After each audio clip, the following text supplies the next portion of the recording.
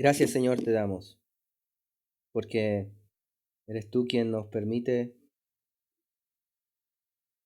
es tu obra, es tu sacrificio, es tu acercamiento hacia nosotros, es aún para nosotros los salvos, Señor, es tu elección. Y como dice tu palabra, todo ha sido de ti, por ti, para ti, Señor. Te damos gracias porque parte de tu obra, Señor, es permitirnos que tengamos comunión contigo mediante la obra que hizo el Espíritu Santo de inspirar las Escrituras. Pero no solo esto, sino de usarnos para predicar las Escrituras. Y no solo esto, sino que también am, recibir la palabra. Sigue siendo obra suya, Señor. Y esa es nuestra oración en esta hora, que, Señor, podamos hablar tu palabra, reposados en ti. Que podamos escuchar la palabra y recibirla otra vez, dependientes en ti. Queremos conocer a Cristo. Queremos conocer más sobre su obra, su persona, su plan. Y que por medio de conocer a Cristo, Señor, podamos glorificar al Padre, conocerle también. En definitiva, Señor, nuestro deseo es tener relación contigo. Y sabemos, Señor, que no hay nada humano que podamos hacer o añadir o esforzarnos por hacer que esta relación crezca, si no es el deseo de tu voluntad, si no es por medio de ti, y si no es por medio, Señor, también de los recursos que tú has dejado a tu iglesia para crecer. Y sabemos que para esto es vital, es trascendental, Señor, tu palabra. Ayúdanos en esta hora, Señor, guíanos y permíteme, Señor, ser claro con mis hermanos aún en un tema que para algunos pueda resultar complejo, Señor, y permítenos simplemente tener certezas bíblicas que puedan ayudarnos, Señor, a seguir creciendo que nuestra vida sea conforme a tu voluntad y así otra vez, Señor, que seas glorificado. Todo esto te lo pedimos en Cristo Jesús. Amén. Amén.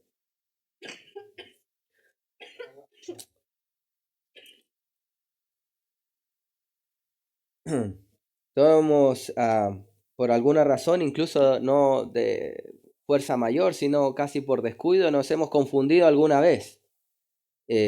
Algunos tienen la tendencia a confundirse con algunas cosas bastante a menudo. Y hay confusiones y confusiones. Hay confusiones que quizás no son tan graves. Por ejemplo, en la carretera no es tan grave si en la próxima esquina hay una rotonda, ¿verdad?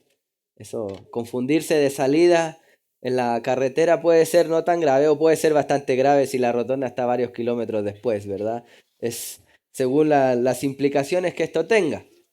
Hay algunos que se confunden de palabras, podemos confundir un montón de circunstancias y hay algunos, de hecho, cosas que hacen que la confusión sea más propicia, más fácil en cierta medida. Estoy hablando de la confusión de algunos términos. Hay mucha gente que confunde los términos, por ejemplo, económico con barato. No es lo mismo económico y barato, ¿verdad? Uno apunta otra vez a la economía y cada uno puede tener una diferente economía, y otra cosa apunta al valor en sí mismo del objeto, si es barato o caro según su valor en este sentido de mercado, ¿verdad? Algo que puede estar barato puede ser no económico para ti o viceversa. ¿Te das cuenta? Hay un término ahí que parece un sinónimo, pero realmente no lo es. Algunos dirían, es lo mismo, pero no es igual. Pues no, hemos de tener cuidado con eso porque puede generar confusión, y así lo mismo, hay otros términos. Igualdad muchas veces se confunde con equidad,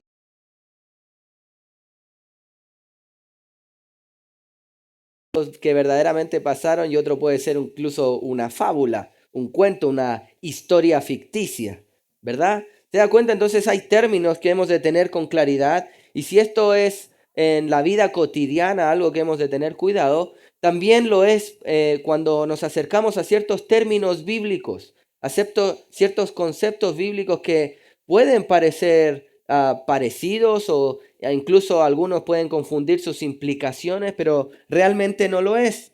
Mi querido hermano, por ejemplo, hay mucha gente que confunde algunos términos, incluso procesos. Hay gente que confunde, por ejemplo, tentación con prueba, ¿verdad? Algunos piensan que es lo mismo, ¿no? La tentación, según Santiago, es de tu propio pecado, de tu propia concupiscencia, de tu propio deseo del mal. Y somos seres caídos, como dice Romanos. Y la prueba, según, por ejemplo, en la misma carta de Santiago, es un desafío, una circunstancia difícil que no necesariamente es producto de tu propio pecado. ¿Te das cuenta? Un término bíblico que muchas veces se usa como sinónimo, pero es lo mismo en ciertas ocasiones, pero no es igual en ciertas ocasiones. Otra vez, hemos de tener cuidado con esta confusión de términos. Y así tenemos gente que no solo confunde palabras,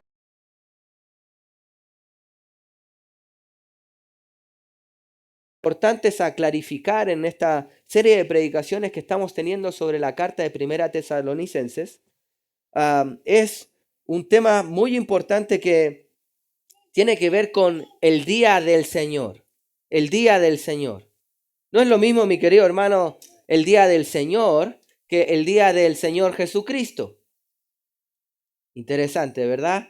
Hay una similitud, parecen ser lo mismo, pero no es lo mismo. No es lo mismo el día del Señor que el día de Cristo, el día de Jesús, el día del Señor Jesucristo, etcétera, etcétera. Y es un punto importante para entender otra vez en el contexto de lo que estamos estudiando en Primera de Tesalonicenses. Estamos en el capítulo 5 de Primera de Tesalonicenses. Y puedes abrir tu Biblia mientras tanto en Primera de Tesalonicenses capítulo 5. El último sermón que tuvimos con respecto a esta carta fue el versículos del 1 al 3. Y estuvimos viendo algunos puntos importantes. Estuvimos viendo en Primera de Tesalonicenses 5 al 3 tres verdades sobre el día del Señor que deben moldear nuestra vida, deben realmente hacernos entender ciertas cosas que nos llevarán a su vez, otra vez, y esperamos en el Señor, que sea a correctas prácticas. ¿Cuáles eran estas tres verdades sobre el día del Señor? Versículo 1, vimos que el día del Señor es un conocimiento una vez suficiente y privilegiado para los creyentes. Pablo les hablaba a sus hermanos que acerca de los tiempos y las ocasiones no teníamos necesidad que Pablo le dice a sus hermanos de que les escribiera, porque sabemos que Pablo estuvo con sus hermanos enseñándole acerca de esta verdad, acerca del futuro, de lo que parecía. Los tesalonicenses, como vimos en el capítulo 4, en los últimos versículos, Pablo dice que no quería que sus hermanos ignoraban. Estoy en el versículo 13 del capítulo 4, acerca de los que duermen, es decir, a los que ya habían fallecido.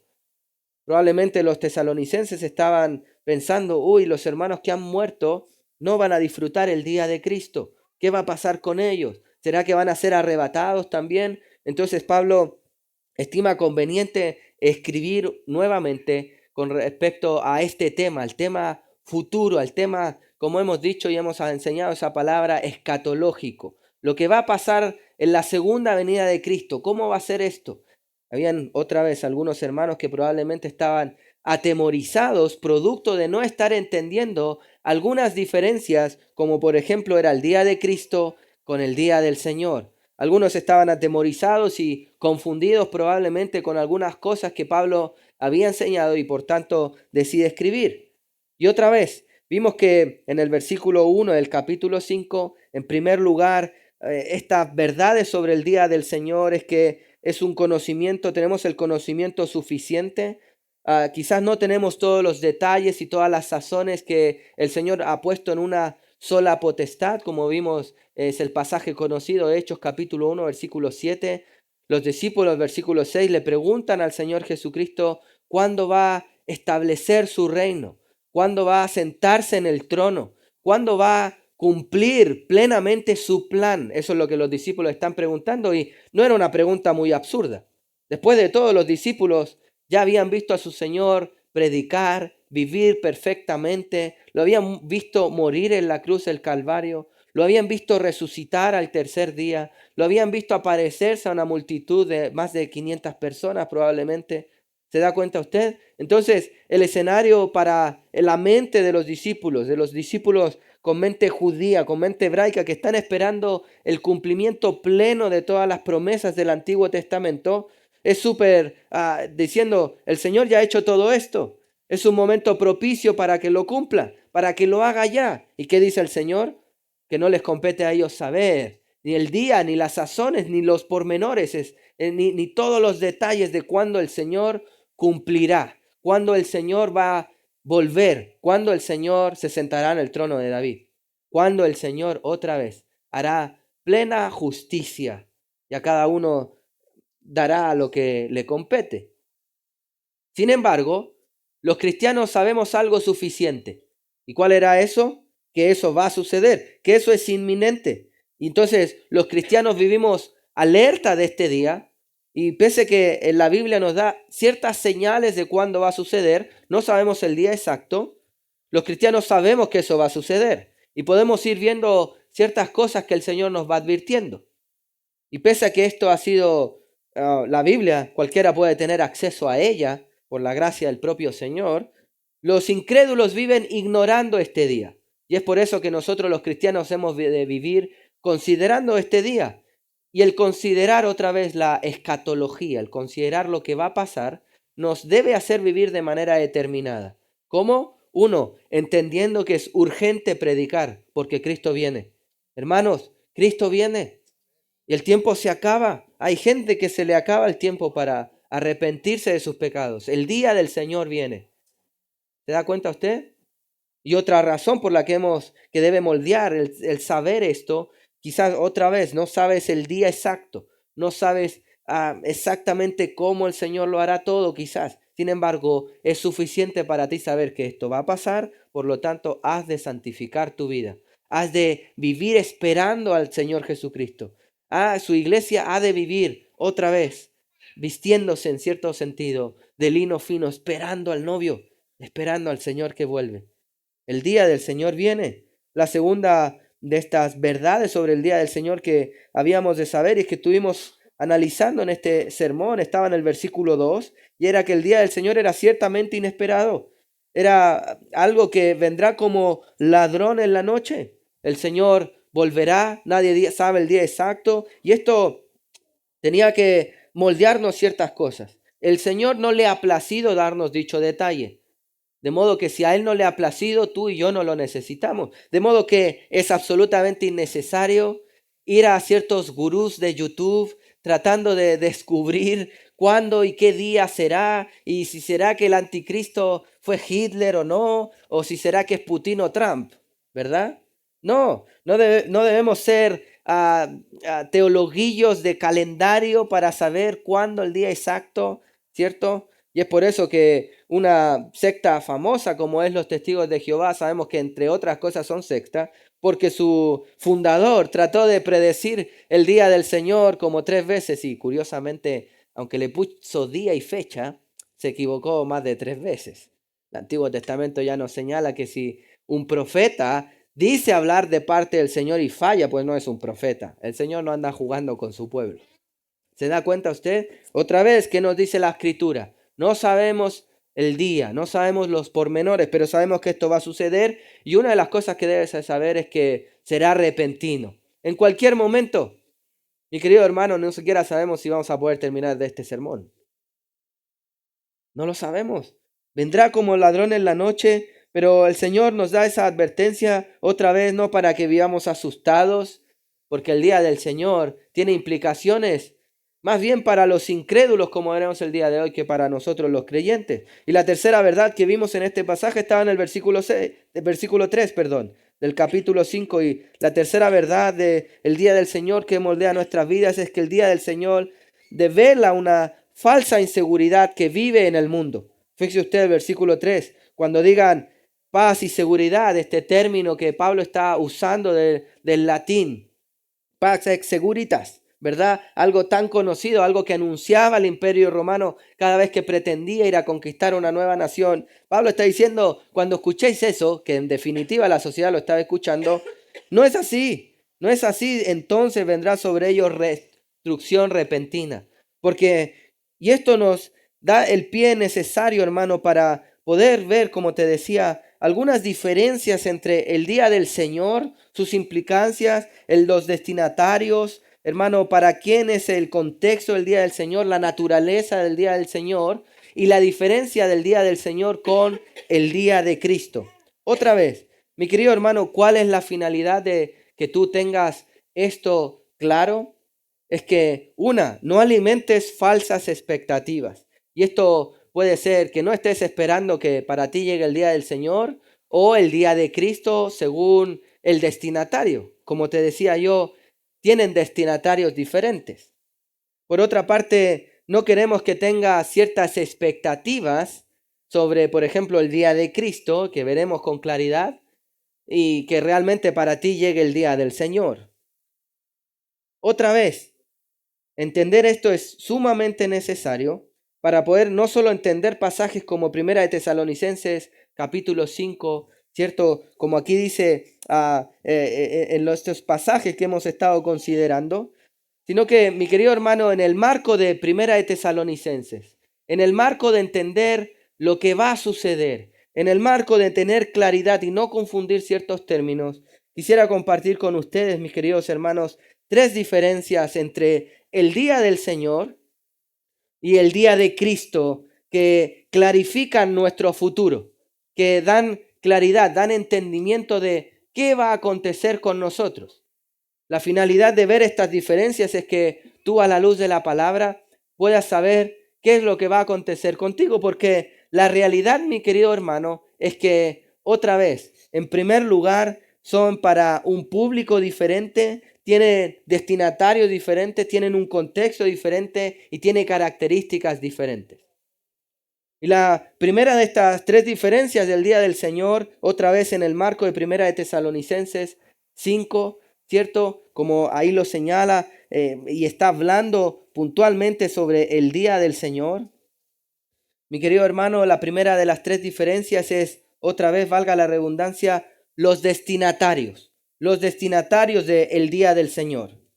Y para eso, mi querido hermano, vamos a tener un sermón un tanto diferente a lo que solemos hacer. Va a ser más bien de carácter temático, es decir, queremos analizar por medio de la Escritura, Antiguo y Nuevo Testamento, qué implicaciones, cómo era el día del Señor. Cuando en la palabra habla del día del Señor, ¿a quién le está hablando? ¿Será que le está hablando a cristianos? ¿Será que le está hablando a incrédulos? Porque queremos ver cuáles eran los destinatarios, porque eso va a ser claridad para ti. Si es que el día del Señor, o cuando salga la frase el día del Señor en la Escritura, te está hablando directamente a ti si eres un cristiano, o directamente a ti si eres alguien que todavía no ha rendido su vida a Cristo. Otra vez, ¿cuáles son los destinatarios del día del Señor? Como vemos en el contexto de nuestro texto, el 1 Tesalonicenses 5, 2 al 3, realmente ahí el texto está hablando sobre, ya habla, mis queridos hermanos, sobre un juicio divino sobre las naciones. Como usted se fija en el capítulo 4, anteriormente lo que está sucediendo es que el Señor está hablando sobre el arrebatamiento, está hablando sobre lo que va a pasar con aquellos cristianos que están ya durmiendo, que están otra vez han fallecido y que ellos van a ser arrebatados, estaremos con el Señor, ¿verdad? Y aunque no hemos ordenado toda esta serie de acontecimientos y es nuestro deseo poder hacerlo, antes de ir a ordenar ciertos acontecimientos queremos clarificar cuáles son cada uno de estos acontecimientos y estamos aquí en esto, el día del Señor. Luego viene el capítulo 5 de Tesalonicenses, mi querido hermano, y lo que está sucediendo es que Pablo gira el tono, gira en los destinatarios. Ya no le está hablando a cristianos, sino que está hablando puntualmente a incrédulos. ¿Qué es lo que va a pasar el día del Señor según 1 de Tesalonicenses 5:3? Cuando digan paz, seguridad, cierto, paz y seguridad, entonces, ¿qué vendrá? Fíjese usted, vendrá sobre ellos destrucción repentina. ¿Quiénes son ellos? ¿Quiénes son ellos? Son realmente los incrédulos. Ese ellos no está hablando sobre cristianos, sino Pablo probablemente, y como veremos más adelante, diría, vendrá sobre nosotros, no sobre ellos. ¿Se da cuenta de quién Pablo está hablando? Otra vez, ellos son los incrédulos, son los no cristianos. Los no cristianos, sobre los no cristianos, ¿qué pasa el día del Señor? ¿Qué vendrá? Destrucción repentina. ¿Se da cuenta? Entonces, en este contexto de Primera de Tesalonicenses, el día del Señor vendrá una destrucción repentina. Fíjese usted la parte final, sobre ellos dolores como de mujer encinta y no escaparán, no escaparán. Otra vez, ¿de qué contexto está hablando? Sobre ellos, que vendrá sobre ellos destrucción repentina, una destrucción de un dolor grande, una destrucción que no van a escapar. ¿Sobre quién está hablando? ¿Quién es el destinatario de este pasaje? ¿Quién es el destinatario, otra vez, del día del Señor según este contexto? Ellos. ¿Quiénes son ellos? Incrédulos. ¿Se da cuenta? Este pasaje no está hablando que a los cristianos les va a llegar una destrucción repentina, que a los cristianos no van a escapar de dicha ira de Dios. ¿Se da cuenta usted? Por lo tanto, el destinatario, según Primera de Tesalonicenses, es que el destinatario de esta destrucción repentina, los destinatarios del día del Señor, son los incrédulos. Esa es la primera diferencia. Los destinatarios del día del Señor no son los creyentes. Fíjese usted, aún en el contexto del versículo 4, hace una diferencia. Pablo está hablando sobre ellos. Versículo 4 habla, más a vosotros, hermanos, no estáis en tinieblas. ¿De quién está hablando de vosotros? ¿Quiénes son los destinatarios? La iglesia, los cristianos, en este caso de Tesalónica. Y para ellos no están en tiniebla, para que el día no os sorprenda como el ladrón. Vosotros no estáis en desconocimiento, vosotros realmente ya sabéis que esto va a acontecer. Cristianos, vosotros estar tranquilos. Hay una diferencia. ¿Se da cuenta? Entonces, cuando la Biblia habla sobre el día del Señor, está hablando sobre unos destinatarios puntuales. Y esto también nació no solo en Primera de Tesalonicenses. En el libro del profeta Joel, en el capítulo 2, versículos 1 y 2, podemos ver que también está hablando sobre el día del Señor. Ahora, permíteme clarificar algo sobre Joel, capítulo 2, versículo 1 y 2. Este libro está en el Antiguo Testamento, está escrito originalmente en hebreo. De modo que no está la palabra exacta que tenemos sobre el día del Señor, que es Hermena Kyrios. Hermena Kyrios, que es la palabra original griega del Nuevo Testamento para hablar sobre el día del Señor. Hermena Kyrios no está exactamente igual al Antiguo Testamento. ¿Por qué? Porque el Antiguo Testamento está escrito en hebreo.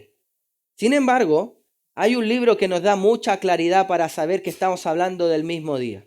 Ese libro se llama la Septuaginta, que es la versión griega del Antiguo Testamento que ya existía en los tiempos bíblicos, en los tiempos del primer siglo. Y es más, fue ratificada.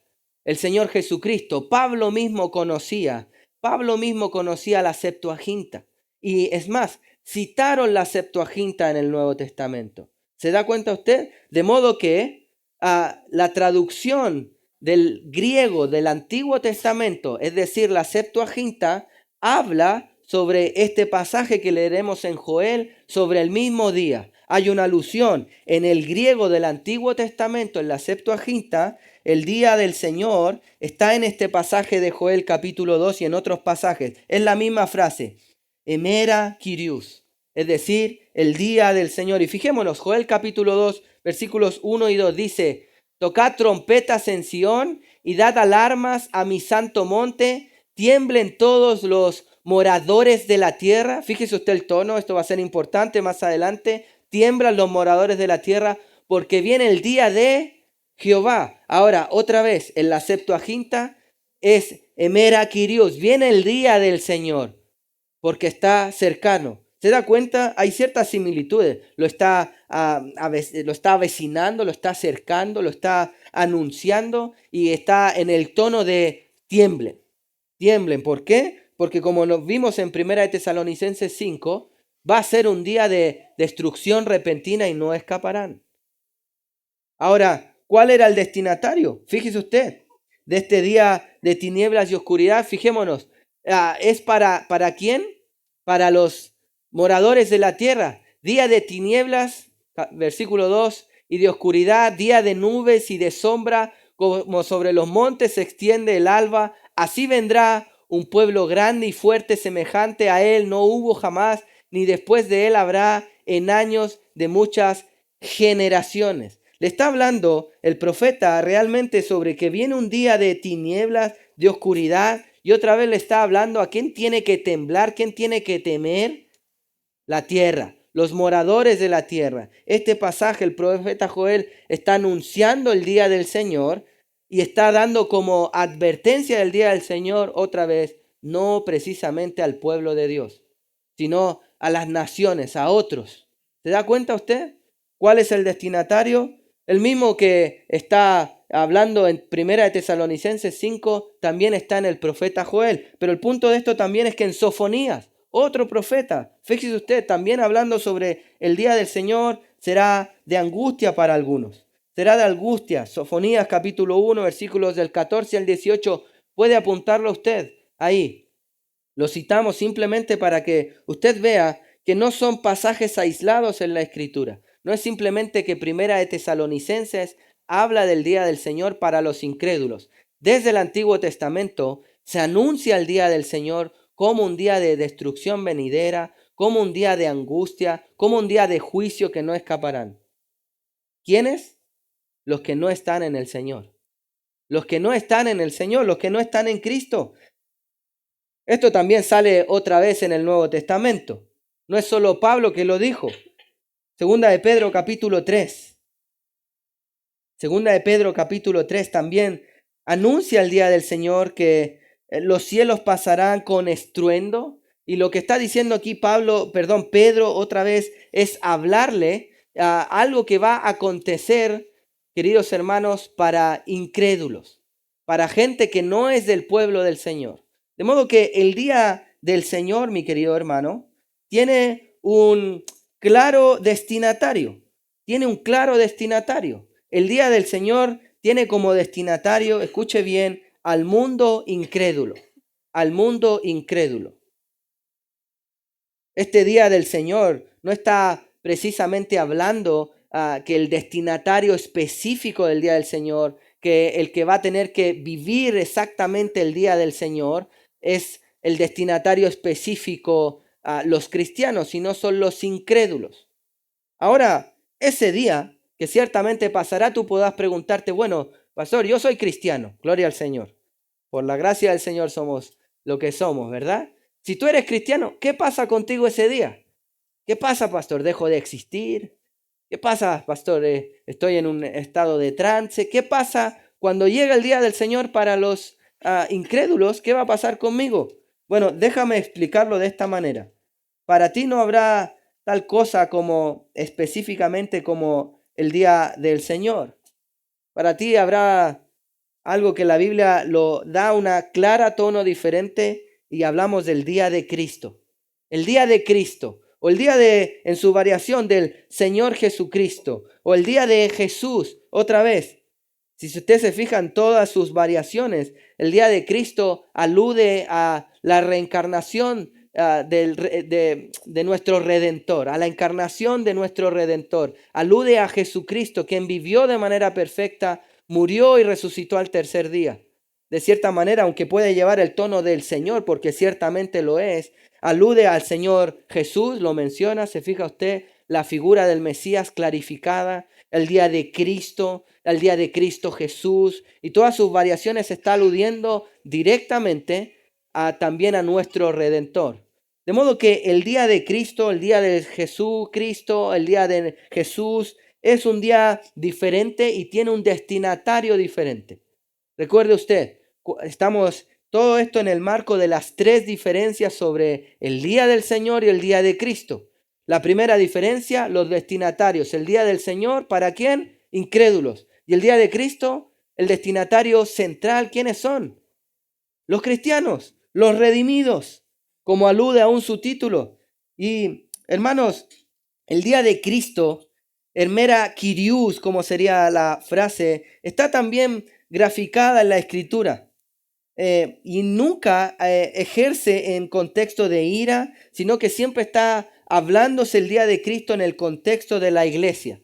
Hay ciertos pasajes muy conocidos que hablan sobre el día de Cristo y que tienen una implicación venidera, una implicación futura, pero ya no es una implicación cuyo destinatario central son los incrédulos, sino son los cristianos. Uno de estos pasajes muy famosos es Filipenses capítulo 1. Filipenses capítulo 1, versículo 6. Pablo está saludando a los hermanos en Filipo, está dando gracias al Señor por sus vidas, podemos ver, ¿cierto? Por esta amistad, hermandad que tenía con los hermanos en Filipo, esta congregación que era bastante íntima.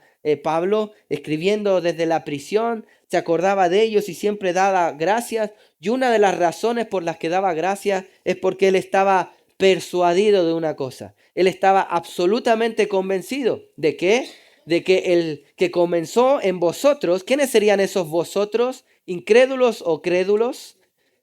Crédulos, cristianos. Está hablando a la iglesia, directamente a la iglesia en Filipos. Que el que comenzó en vosotros la buena obra, ¿cuál sería esa buena obra? La salvación y la santificación, ¿cierto? La perfeccionará. En este contexto, la completará, la llevará a cabo totalmente. ¿Y cuándo? ¿Hasta cuándo? Hasta el día de Jesucristo. ¿Se da cuenta? El día de Jesucristo. El día de Cristo está aludiendo a que un día el Señor Jesús acabará la obra que comenzó contigo, cristiano. Gloria al Señor. Un día, dicho día, el día de Jesucristo, el día de Cristo, el día de que la Escritura alude al día de Jesús, dicho día, el Señor completará plenamente su obra en ti. Hermano, ya no habrá pecado que el Señor quiera tratar contigo ese día porque lo habrá terminado. ¿Esperas tú ese día como cristiano? Gloria al Señor. Hay un día del Señor. Vendrá juicio. ¿Sobre quién? Sobre los que no se han rendido al Señor. Sin embargo, tú te preguntas, ¿qué pasa conmigo ese día? Vendrá el día diferente. El día del Señor no es sinónimo del día de Cristo en la Biblia. Ese día, en primer lugar, como podemos ver en este pasaje, el Señor perfeccionará, terminará en plenitud su obra. Ese día no habrá destrucción para ti, sino plenitud. ¿Te das cuenta? Y este contexto, ¿cuál es el destinatario? Este pasaje no es propicio leérselo a un incrédulo. No es propicio leérselo a una persona que no es cristiana. No le podemos decir a una persona cristiana, bueno, el Señor acabará su obra. ¿Por qué? Porque ni siquiera ha comenzado la obra en él. ¿Cuál es el comienzo de la obra? Arrepentimiento, creer en nuestro Señor Jesucristo, rendir nuestra vida a Él. ¿Te das cuenta?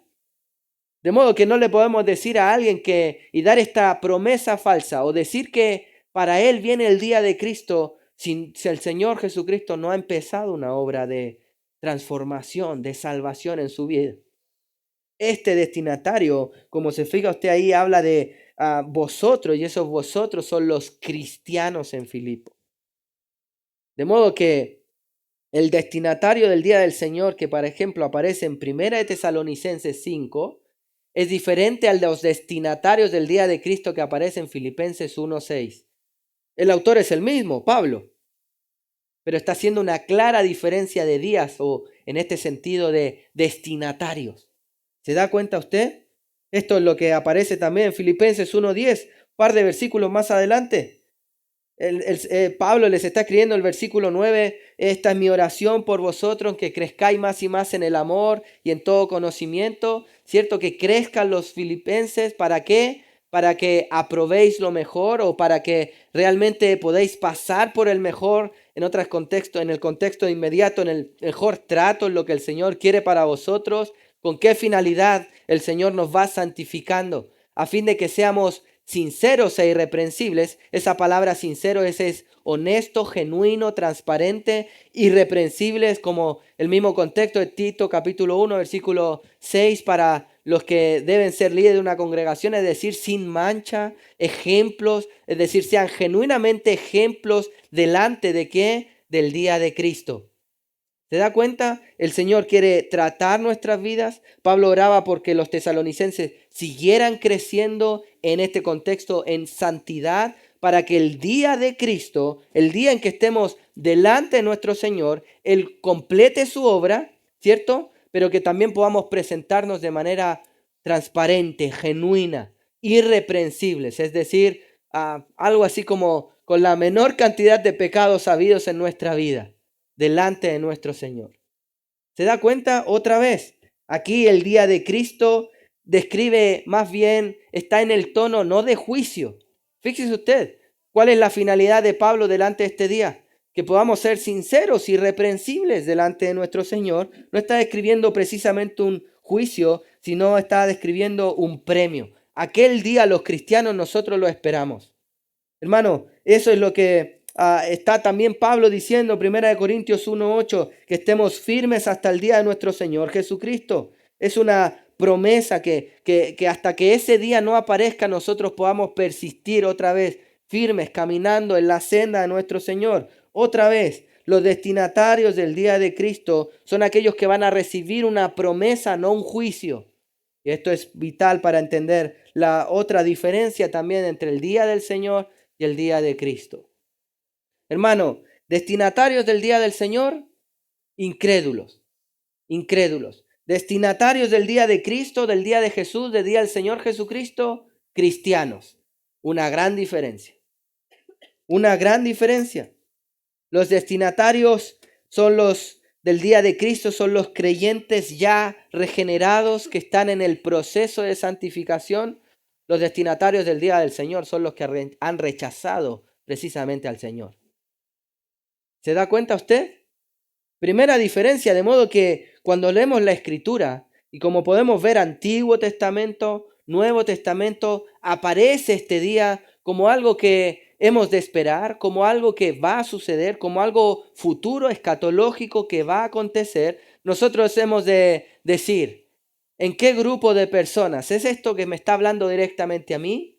Porque imagínate tú, hay una confusión en este día. Tú lees el día del Señor, de pronto viene persecución, calamidad, y claramente si no tenemos claridad de esto, ¿qué va a producir? No va a haber precisamente claridad en tu vida, no va a haber precisamente algo así, claridad de tu futuro, sino más bien va a haber una confusión. Muchos cristianos que no entienden esta diferencia, al confundir este término, probablemente están viviendo más en una desesperación, más en algo así como película de terror que sabes cuál es su fin y te vas a morir. No. Es por eso que los cristianos oramos porque, Señor, venga tu reino. Porque los cristianos estamos en el día de Cristo. Y para nosotros ese día se acabará el llanto, el crujir de dientes. Recibiremos la recompensa del Señor. Estaremos plenamente con Él. ¿Te das cuenta? Pero otra parte, cuando oramos, Señor, que el día del Señor venga, también oramos que el Señor va a traer juicio a las naciones, juicio a los incrédulos. De modo que la primera de las tres diferencias entre el día del Señor y el día de Cristo, que van a clarificar nuestra escatología, que van a clarificar nuestro futuro, nuestro porvenir, y que es absolutamente necesario, no solo para entender textos como 1 Tesalonicenses 5 del 1 en adelante, sino gran parte de la Biblia, es que la primera diferencia es que los destinatarios son diferentes. ¿Se da cuenta usted? Está claro en la Escritura. El día del Señor que anuncia el Antiguo Testamento es juicio para las naciones, juicio para los incrédulos. El día de Cristo que aún nos enseña a lo largo de toda la Escritura es gozo para el creyente. Porque los destinatarios son diferentes, pero no es solo esto. No es solo esto, mi querido hermano. La segunda de las diferencias, de estas tres diferencias del día del Señor y el día de Cristo, que van a ayudarnos a clarificar nuestro futuro, nuestra escatología, es el contexto. Ese es realmente qué es lo que va a acontecer. Y aún en estos pasajes que hemos leído hemos podido clarificar cierta parte de este contexto, pero queremos profundizarlo. La segunda diferencia entre el día del Señor y el día de Cristo es su contexto, es decir, la situación, que es básicamente lo que va a pasar. ¿Qué es lo que va a pasar el día del Señor? Vendrá un juicio profético, un juicio anunciado desde la antigüedad. Fijémonos en el texto de Isaías capítulo 13. Isaías capítulo 13. Abra conmigo su Biblia en Isaías capítulo 13.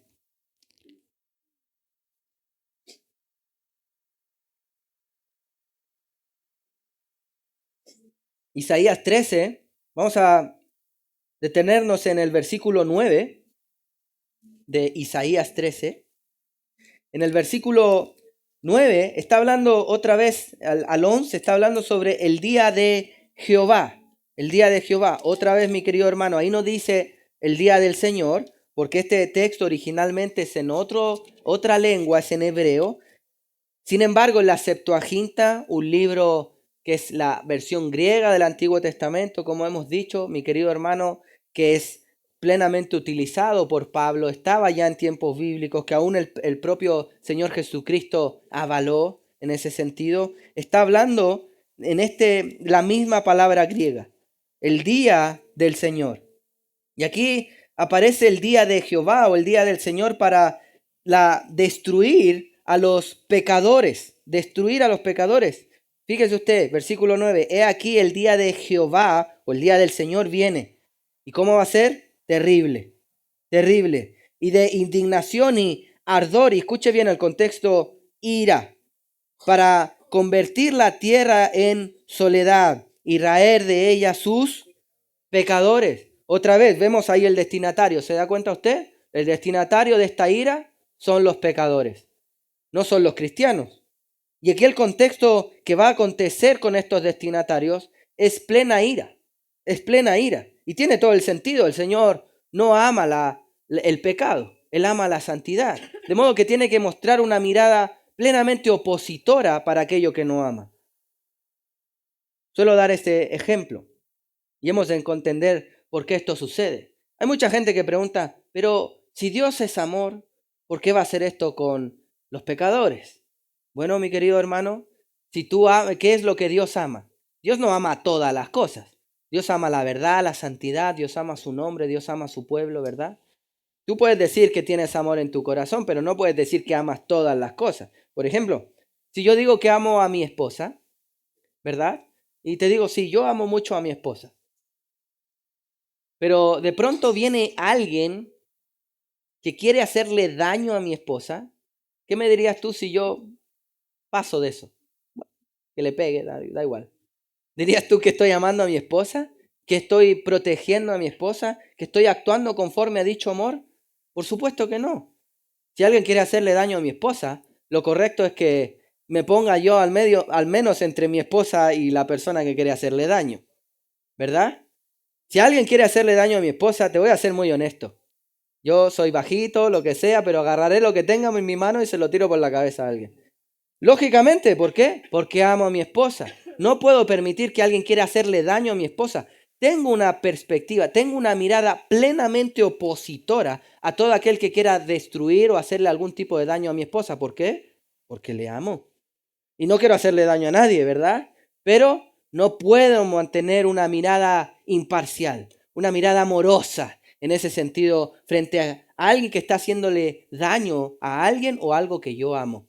Lo mismo con el Señor Jesucristo. Mi querido hermano, el pecado daña a su pueblo. El Señor tiene una mirada plenamente opositora al pecado. El Señor ama la verdad, tiene una mirada opositora ante la mentira. El Señor ama proteger su santidad, de modo que odia y va a destruir todo aquello que va en contra de lo que Él ama. Eso es. De modo que es absolutamente natural, producto de que Dios ama la santidad, de que Dios vaya a querer destruir el pecado. No es falta de amor, todo lo contrario, es que es mucho amor por la verdad y la santidad. ¿Te das cuenta? De modo que vendrá ira sobre los pecadores, sobre la tierra, versículo 10 de Isaías 13, por lo cual las estrellas de los cielos comienza a describir y sus luceros no darán la luz, el sol se oscurecerá al nacer, la luna no dará su resplandor. Versículo 11, y castigaré, fíjese usted, una promesa futura que tenía una repercusión en la audiencia original en Isaías, pero también tiene una repercusión en la segunda venida de nuestro Señor Jesucristo en términos escatológicos. Castigaré al mundo por su maldad y a los impíos por su iniquidad. ¿Se da cuenta? ¿Por qué los va a castigar? Porque estaba aburrido. Porque le da la gana simplemente. No, tiene una razón. Iniquidad. ¿Se da cuenta? Porque son impíos. Y haré que, escuche bien el propósito, que cese la arrogancia de los soberbios y abatiré la altivez de los fuertes. ¿Se da cuenta? ¿Qué va a pasar ese día, el día del Señor? ¿Cuál es el contexto del día del Señor? Vimos los destinatarios. Unos son los incrédulos. El día de Cristo para los cristianos. Y el contexto del día del Señor no va a ser un día bonito precisamente para los incrédulos. Va a ser un día de juicio profético, de destrucción. Mi querido hermano, en otras palabras, un día el Señor va a cumplir este día del Señor para los incrédulos y le va a decir, basta, hasta aquí no más llegaron. Se acabó. Se acabó. Va a destruir toda iniquidad. No va a permitir, aún en esta descripción, que ni el sol salga para ellos. Que ni el sol alumbre para ellos. Parte de la misericordia del Señor es que Él hace salir el sol para creyentes y no creyentes. ¿Te das cuenta? Pero un día el Señor va a decir basta. Algo así como basta de abusar de mi gracia. El Señor debe hacer esto, hermano, porque tenemos un Señor justo. Debe poner sentencia. Y la sentencia para los destinatarios del día del Señor, para los incrédulos, es de juicio, mi querido hermano. En el contexto de Isaías, en el contexto de histórico, que realmente es para Babilonia, aunque tiene una proyección escatológica, ¿qué es lo que el Señor está diciendo por medio del profeta Isaías para Babilonia? Que Babilonia va a caer. ¿Cayó?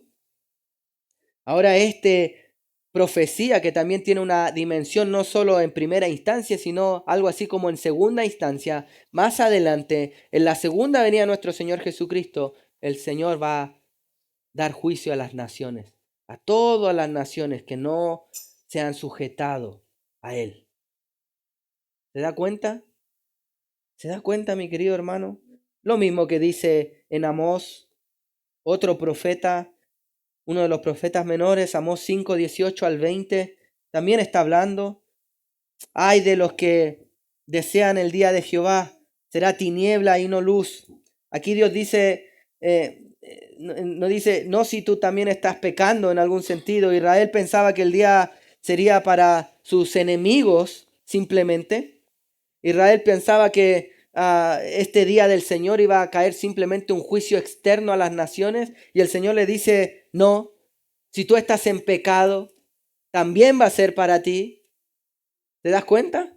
De modo que esto nos implica que aquel día no hay pecado que no salga a la luz, que no sea enjuiciado. ¿Por qué? Porque el Señor es plenamente justo y no parcialmente justo. Más adelante, segunda de Tesalonicenses, también segunda de Tesalonicenses capítulo 1, versículos del 7 al 9, él habla en llama de fuego, tomando venganza, hablando del día del Señor. Pablo aquí está describiendo en este pasaje la naturaleza que va a ser vindicadora, es decir, que el Señor va a tomar venganza en el día del Señor.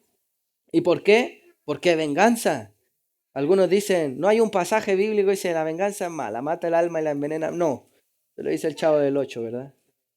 No, el Señor va a cobrar porque es justo. Es justo. ¿Te das cuenta? Es misericordioso, podemos vivir en esa gracia hoy, pero también es justo. Y no son contraposiciones, tiene que hacer justicia un día. Pablo está describiendo esa naturaleza vindicadora en 2 de Tesalonicenses 1 del 7 al 9, puedes anotarlo ahí. De modo que el día del Señor, el contexto es juicio. Pero ¿qué va a pasar para ti como cristiano? Vendrá el día de Cristo. El destinatario es diferente, lo dijimos. Y el contexto también, el día de Cristo, según la Escritura, es recompensa, es revisión, es plenitud, es gozo. Esto es lo que sale, por ejemplo, en Pablo mismo hablando en 1 Corintios capítulo 3, versículos del 12 al 15. 1 Corintios capítulo 3, versículos del 12 al 15, está hablando sobre la obra de cada uno será probada. ¿Y qué obra está hablando? La obra, el fruto, la respuesta al evangelio. Y básicamente según nuestro, otra vez, comportamiento en base a lo que hemos creído, recibiremos una recompensa. Entonces, para este día, el día de Cristo para el cristiano, Pablo aquí está hablando en tono de recompensa, en tono de algo grato. Bajo esa perspectiva, no se trata de una condenación, sino de una evaluación, pero no en términos de condenación, sino en términos de recompensa. ¿Se da cuenta usted? Ese día el Señor evaluará nuestras obras. Cada uno, como describe más adelante, recibiremos coronas por las obras que serán arrojadas al Señor, porque toda buena obra viene de Él también. Sin embargo, está hablando en tono de recompensa para un destinatario diferente, para los cristianos. De modo que el día de Cristo para nosotros, ¿cuál es su contexto?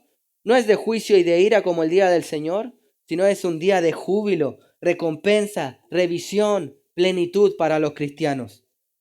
Segunda de Corintios 5:10, es necesario que todos nosotros compadezcamos delante de este tribunal, un tribunal que evaluará nuestra manera de vivir según el Señor, y Él otra vez galardonará, es decir, recompensa según nuestras obras. De modo que el día de Cristo también para nosotros es un tribunal, pero un tribunal condecorativo, no un tribunal de juicio. Fíjese usted, cuando, alguien comete un crimen, tiene que comparecer ante un tribunal. Y si alguien cometió un crimen, este tribunal básicamente lo que va a hacer es decidir su sentencia. En otras palabras, algo así como cuánto tiempo pasa en la cárcel.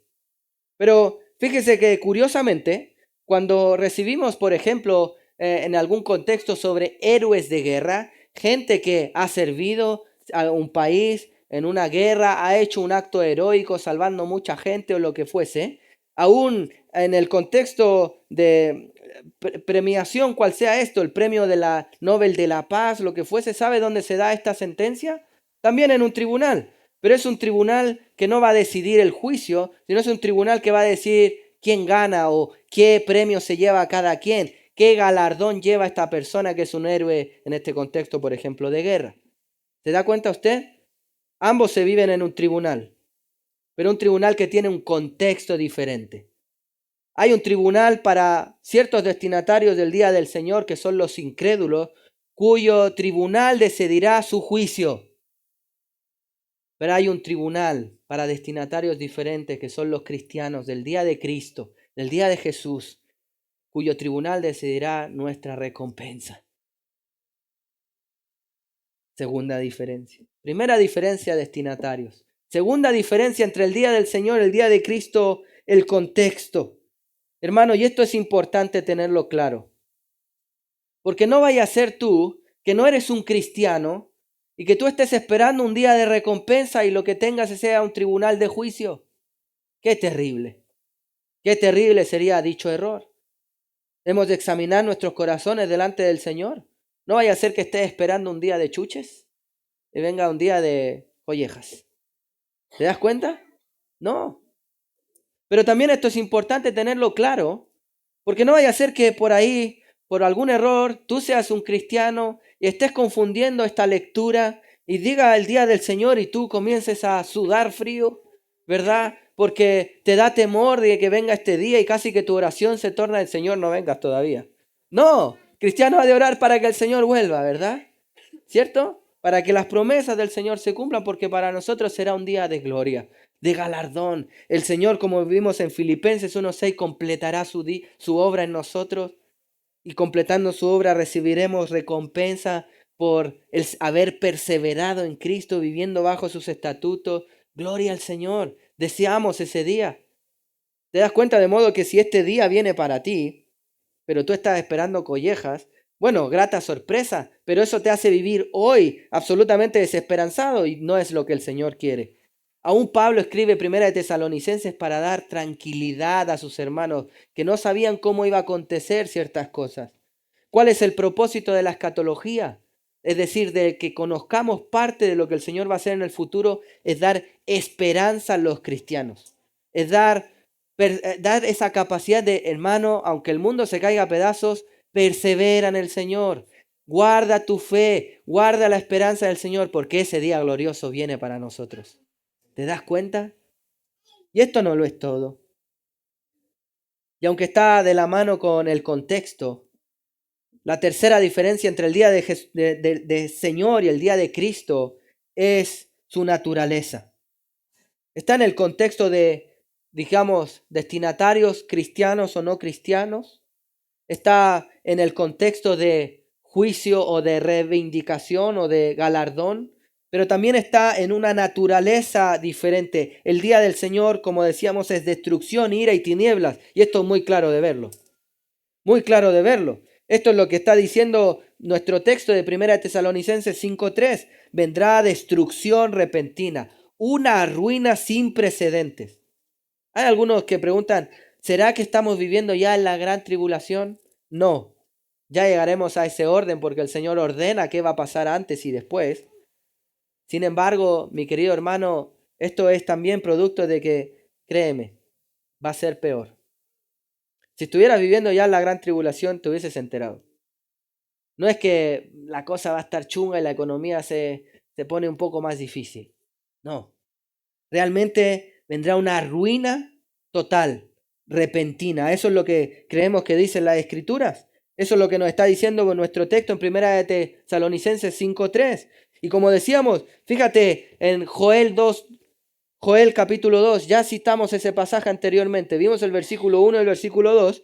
En el versículo 2 de Joel, hablando sobre el día del Señor, dice que vendrá tinieblas, oscuridad. Esta palabra en su sentido original en el hebreo es ausencia de la presencia benigna de Dios. Eso es lo que realmente está pasando. Dios quitará su mano de misericordia que aún sostiene hoy el sol para crédulos e incrédulos. ¿Te das cuenta? Ese día vendrá destrucción, ira, tiniebla. Sofonías 1:15 vendrá ira. Y esto es realmente el furor ardiente de Dios. Dios va a desatar toda su ira ese día. Eso es lo que va a pasar. Eso es lo que va a pasar. Ya lo vimos. ¿Por qué? Porque es justo, es correcto. La naturaleza de aquí, mi querido hermano, no es que Dios va a querer dar corrección ese día, un castigo parcial. No. La naturaleza del día del Señor es sentencia. Es sentencia. Es punto final a la maldad. ¿Te das cuenta? Eso debe dar pánico. No si eres un cristiano. Porque para el cristiano, el día del Señor, hay una variación, será el día de Cristo. Y ese día, como ya hemos visto, será gloria, será completación, será el término de todo para bien, será gozo. Lo vimos en Filipenses 1:6. También habla así en 2 Timoteo 4:8. Recibiremos la corona de justicia. Ese será el premio, el galardón. Eso es glorioso, mi querido hermano. Ese día habrá consumación de la salvación, no castigo. Primera de Pedro 5:4 otra vez habla de la corona de gloria, será recompensa, será honra. De modo que la naturaleza del día de Cristo, y es lo que lo hace diferente, no es ira, sino es celebración eterna. Ese día de Cristo, tú y yo esperamos escuchar si somos cristianos. Siervo fiel y bueno, entra en el gozo, no en la ira de tu Señor, en el gozo de tu Señor. Plenitud. ¿Se da cuenta? Tres diferencias entre el día del Señor y el día de Cristo. Destinatarios distintos, contexto distinto, naturaleza o finalidad, propósito distinto. El destinatario del día del Señor, no cristianos. Y el del día de Cristo, los cristianos. El contexto es turbio, en el día del Señor es denso, es juicio, es ira.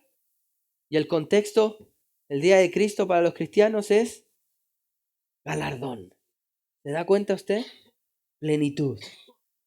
La finalidad, la naturaleza del día del Señor, ¿cuál es, mi querido hermano? ira, juicio final, sentencia final. Y la naturaleza, otra vez, en el día de Cristo, es algo así como, para ser muy redundante, plena plenitud. Ah, ah, Consumado es la obra del Señor en nosotros. En Primera de Tesalonicenses, cuando está hablando el versículo del 1 en adelante sobre el día del Señor, está hablando de un juicio que va sobre los incrédulos. Hermano, dicho día ya no habrá más tiempo para que te arrepientas, porque el Señor dará sentencia final. Si tú no eres un cristiano, has de temer a este día. Si tú no eres un cristiano, permíteme decirte que debes arrepentirte antes de que el tiempo se acabe, porque ese día viene. Si tú no eres un cristiano, es lógico que tengas temor. Ese día no habrá una oportunidad para que te arrepientas. Ese día es hoy. El día del arrepentimiento, el día que ha de despojarte de tu vida y entregar tu vida al Señor Jesucristo, es hoy. No sabemos el día exactamente cuándo será el día del Señor, pero va a pasar y es pronto. Arrepiéntete. Arrepiéntete de tus pecados. Ve a Cristo, para que estando en Cristo, tu esperanza futura sea diferente, sea el día de Cristo, el día de Jesús, el día de nuestro Redentor, el día en que el Señor quitará todo pecado de nosotros, dará galardón con respecto, recompensa con respecto a nuestras obras, y entraremos plenamente en el gozo de nuestro Señor. De modo que ese es un día esperado, es un día que no nos da miedo, nos da esperanza y queremos que venga. Eso es lo que nos hace perseverar en la fe a todos los que somos cristianos. Y un día, hermano, esto será todo lo que conocemos de mal, porque habrá plenitud en el cielo con nuestro Señor. Tres diferencias entre el día del Señor y el día de Cristo que clarifican nuestro futuro, que nos da otra vez claridad con respecto a lo que viviremos. Si tú no eres un cristiano, ay de ti. Si tú eres un cristiano, aleluya. ¿Te das cuenta? Mi querido hermano, es importante que el cristiano no confunda estos términos para que no vivan una esperanza falsa, para que no viva atemorizado si eres cristiano de algo que no va a acontecer contigo, sino que vivamos arraigados realmente en lo que el Señor desea de nosotros. Puntualmente para nosotros el día de Cristo será el día en que el Señor completará su obra en nosotros y podemos disfrutar plenamente en comunión con Él. Lo anhelamos y es por eso que los cristianos oramos y pedimos que el Señor vuelva. Vuelva, Señor. Me ha parecido importante, mi querido hermano, antes de seguir avanzando y entendiendo, y producto de que queremos seguir entendiendo la escatología, ¿verdad? Lo que va a pasar con nosotros, con la finalidad que tiene la escatología, el hecho de saber qué es lo que va a pasar, para darnos esperanza, para animarnos a perseverar, para que queramos santificarnos cada vez más, para que cuando llegue el novio, su iglesia le espere decentemente, glorificándole. Para eso es importante no confundir ciertos términos y que el cristiano pueda seguir perseverando porque Cristo vuelve, el Señor vuelve. Vamos a orar. Gracias, Señor, porque tú nos permites no vivir temiendo del futuro, porque el destino de tus hijos es gloria, Señor. Gracias, Señor, porque estas verdades nos mantienen perseverando en fidelidad, porque vemos que tú darás corona y galardón a toda obediencia dicho día, el día de Cristo para los cristianos. Gracias, Señor, porque eso nos mantiene en esperanza, en quietud, una quietud basada no en las circunstancias externas, como Pablo decía aun cuando algunos anuncien paz y seguridad circunstancial, sino que tenemos una esperanza anclada en un futuro glorioso, resplandeciente contigo, Señor. Gracias. Pero también, Señor, conscientes de que hay un día del Señor para los que no creen. Hay un día sombrío para ellos, un día, Señor, en que tú darás juicio final. Permítenos, Señor, a nosotros los cristianos anunciar con fuerza tu evangelio que nos salva de la ira de Dios. Ayúdanos a predicar, Señor, que estamos justificados de tu ira si hemos creído en Jesucristo, como dice Romanos 5:1 y tantos otros pasajes, Señor. Ayúdanos, Señor, a anunciar las buenas nuevas del Evangelio, que hay perdón de pecado para todos aquellos que creen en ti. De modo que no solo nos hagas perseverar y crecer en santidad de manera egoísta, solo mirando a los cristianos, sino también que esto nos dé una perspectiva correcta de lo que va a acontecer con algunas personas que incluso amamos, familiares, vecinos, amigos, y que para que podamos perseverar en paciencia, en prudencia, en predicar tu palabra, porque este día se acerca. Y para los incrédulos no será bonito, habrá juicio sobre las naciones. Ayúdanos, Señor, a entender esto para perseverar en santidad y para perseverar en la predicación del Evangelio. Todo esto te lo pedimos en Cristo Jesús. Amén.